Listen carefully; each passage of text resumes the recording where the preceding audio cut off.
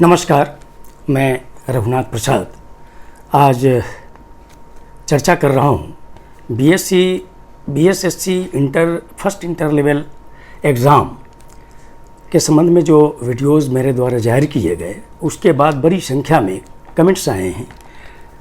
मैं शुक्रगुजार हूँ अपने सब्सक्राइबर्स और व्यूअर्स का कि 99% के आसपास कमेंट्स पॉजिटिव ही रहे हैं और कुछ कमेंट्स ऐसे रहे हैं जो निश्चित तौर पर मैं मानता हूं कि चूँकि लगभग 7 वर्षों की अवधि बीत गई है, कैंडिडेट्स परेशान हैं और ऐसी परिस्थिति में स्वाभाविक है कि वो कुछ कमेंट इस तरह का दें, उसका भी मैं बुरा नहीं मानता।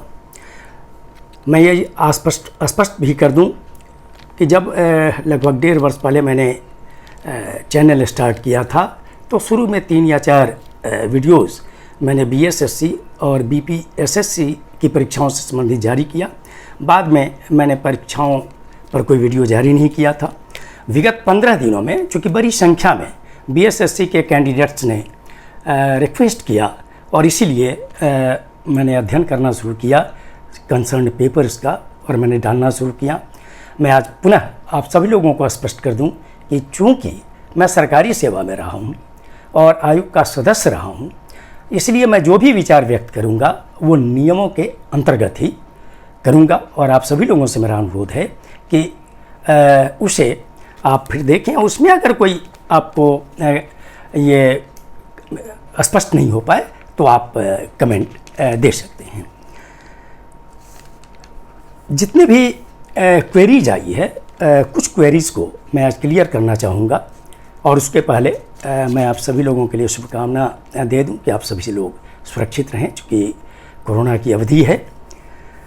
मैं चूँकि मैंने कुछ कमेंट्स ऐसे आए हैं कि कुछ कैंडिडेट्स कुछ कास्ट ऐसे हैं जो एडवर्टीजमेंट प्रकाशित होने के बाद उनकी कैटेगरी बदल गई है।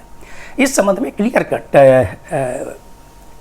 आदेश है सरकार का कि एडवर्टीजमेंट निकलने की तिथि को जिस कास्ट का जो स्टेटस होगा, जिस कैटेगरी का, वही कंटिन्यू करेगा। बीच की अवधि में अगर उनकी कैटेगरी चेंज हो जाती है तो उससे फ़र्क नहीं पड़ेगा।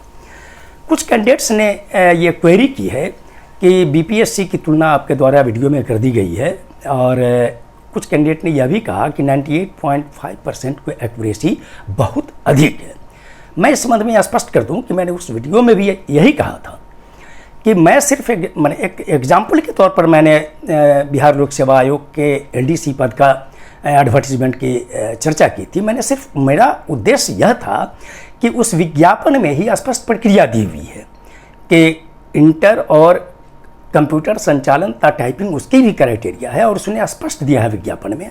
जबकि बीएसएससी के 2014 और 2020 के विज्ञापन में चूँकि स्पष्ट प्रक्रिया नहीं है, इसीलिए मैंने कहा कि अगर ये प्रक्रिया नहीं है तो आयोग निश्चित तौर पर एक नोटिस जारी करे कि विभिन्न पदों के लिए, यहाँ पर जानते हैं कि विभिन्न पदों के लिए जैसे शॉर्ट हैंड है, टाइपिंग है, बहुत से पद जो कंप्यूटर टाइपिंग वगैरह के हैं, तो आयोग निश्चित तौर पर यह कार्रवाई कर भी रहा होगा। और मेरा अनुरोध भी है आयोग से कि स्पष्ट प्रक्रिया जारी की जानी चाहिए कि किन कैंडिडेट्स को किस किस तरह के टेस्ट में अपीयर होना है। एक सूचना आ जाएगी तो सभी कैंडिडेट्स क्लियर हो जाएंगे।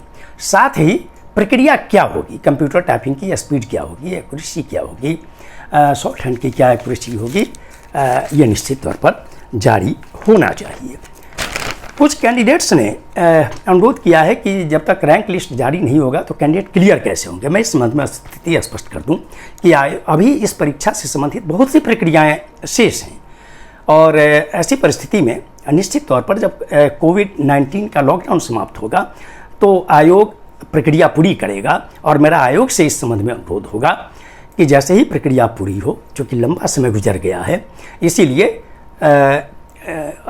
सारी प्रक्रियाओं को यथाशीघ्र पूरी किया जाए। रैंक लिस्ट अभी आयोग के द्वारा जारी नहीं किया सकता क्योंकि बहुत सी प्रक्रिया शेष है।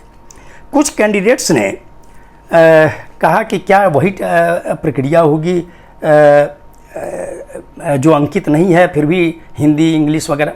मैं इसमें स्पष्ट कर दूं कि आयोग निश्चित तौर पर 2014 में जो विज्ञापन निकला और जिस पद के लिए जो क्राइटेरिया है वही क्राइटेरिया मेरे ख्याल से आयोग सूचना के माध्यम से आप सभी लोगों की जानकारी के लिए देगा। वैसे भी आप सभी लोग जो मेंस क्लियर कर चुके हैं, आप लोग तैयारी कर रहे हैं, आपसे अनुरोध है कि आप तैयारी करते रहें। एक बहुत इम्पोर्टेंट क्वेरी आई है कि जो लोग फिजिकल ऑप्ट किए हैं, अगर फिजिकल के बदले उनको नॉन फिजिकल पोस्ट मिल जाएगा तो फिजिकल पोस्ट खाली रह जाएगा। इस संबंध में मैं स्पष्ट कर दूं कि प्रक्रिया स्पष्ट है कि कैंडिडेट्स के पोस्ट का जो अलॉटमेंट होगा उसमें उनका मेरिट लिस्ट, उनका जो चॉइस का प्रेफरेंस होगा, उस पोस्ट के लिए वो एलिजिबल हुए हैं या नहीं ये देखा जाएगा और एप्लीकेबल जो मेरिटोरियस रिजर्व कैटेगरी है वो देखने के बाद होगा। इसके बाद अगर उनको नॉन फिजिकल पोस्ट मिल जाता है और फिजिकल के लिए कैंडिडेट नहीं मिल पाएंगे तो आयोग इसमें कुछ कर भी नहीं सकता है, वो पद नियमानुसार खाली ही रहेगा। फिर आगे उनके लिए प्रक्रिया ये शुरू होगी। मैं समझता हूँ कि जो कुछ इम्पोर्टेंट क्वेरीज आई थी मैंने उन्हें क्लियर किया। फिर भी जो कोई क्वेरी आएगी तो फिर मैं आगे भी स्पष्ट करूँगा।